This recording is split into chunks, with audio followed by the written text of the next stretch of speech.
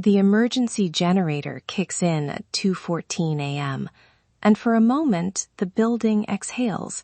Corridors glow, the stairwell lights come on. But then what? A tenant calls.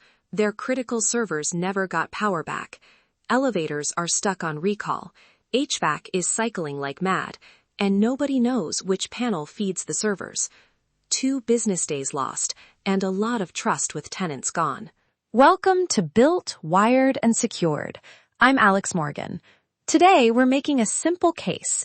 If your prioritization policy isn't short, signed, and testable, your building will fail when power is scarce. We'll show how to fix that. Michael, James, thanks for being here. Glad to be here. Quick note. I always start with the question, what breaks if this goes down? If you can't answer that in one sentence, you don't have a prioritization. You're improvising. Right. Reliability starts with disciplined maintenance and clarity. If the team can't see the feeders and dependencies, tests and policies are just paperwork. Let's dig into why this gets messy. Michael, when you see failures like that, early morning call, what's usually broken upstream? People, documents, or systems? It's all three. Ownership boundaries get fuzzy. Property assumes IT or tenants handle certain loads. IT assumes tenants brought UPSs, and facilities assume they're only responsible for life safety. Then add undocumented feeders, like a comms closet tied to non-emergency power, and you have hidden single points of failure. Wait, can I stop you there? That undocumented feeder problem is more common than people admit. I once found a UPS in a basement that fed tenant lab equipment and the access control system through a patch. No drawing showed it. Exactly. Those cross-connections are the silent killers in an outage. From an operational standpoint, assumptions without documentation will bite you at 2 a.m.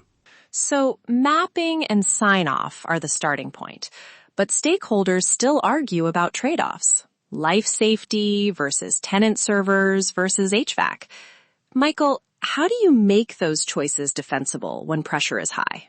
You use a short, objective matrix, and you make it binding.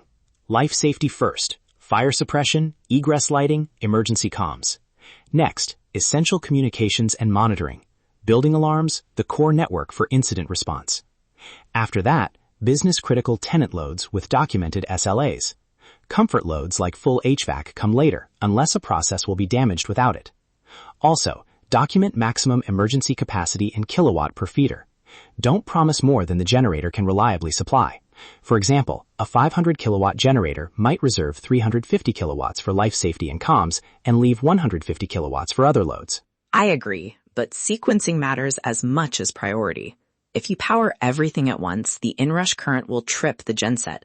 Define staged startups. Bring life safety up, then comms, then tenant circuits in stages with delays between them. A practical rule is 30-90 seconds between major feeder brings, or a 2-minute confirmation for large inrush loads. That timing detail is helpful. Michael, what does an operationally executable rule look like so the night tech doesn't have to interpret a policy? 1 page, max. A switch list that says feeder A, keep, feeder B, shed, manual bypass steps, and 3 contact names with phone numbers in the binder and on the tablet. If your guidance needs a boardroom debate in the dark, it won't work. And pair that with scheduled low-disruption tests. Quarterly short transfers. 10 minutes is usually enough to validate generator start and stage 1 loads. Annual full load tests should be 2 to 4 hours in a low occupancy window. Use a checklist for each transfer. Breakers to switch, confirmation points, rollback steps, and who verifies each item. Also, add thermographic checks and labeling audits to your maintenance plan. That finds mislabeled or overloaded feeders before an outage reveals them painfully. Can we walk through 2 quick examples so listeners can see how these principles played out? Michael, you had a small retrofit case. What happened there?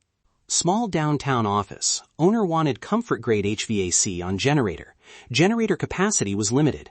We mapped circuits, found critical comms on non-emergency power, and reallocated a dedicated tenant breaker to a UPS circuit instead of the generator.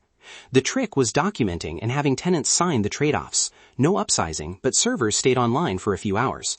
The documentation made that decision defensible later. On a campus scale, sequencing was the showstopper. Labs needed HVAC within 30 minutes or samples would be ruined. We segmented the campus, used stage transfer switches tied to a central controller, and kept manual override steps. During an early test, a wrong startup order overloaded the generator. They added a time delay and an operator confirmation step. That 2-minute hold prevented repeat overloads. Quick friction here. I'm wary of too much automation. If staff don't understand the logic, automation can fail silently, and operators panic.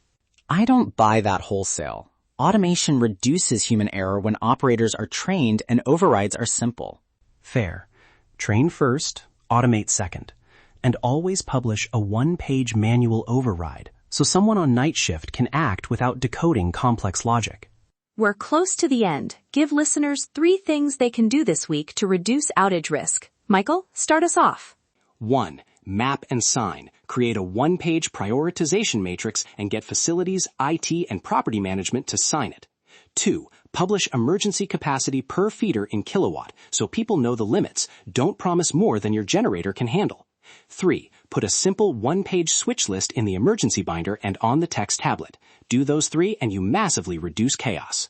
I'll add schedule short quarterly 10-minute transfer tests. Run a full load 2 to 4 hour test annually and keep drawings and labels current.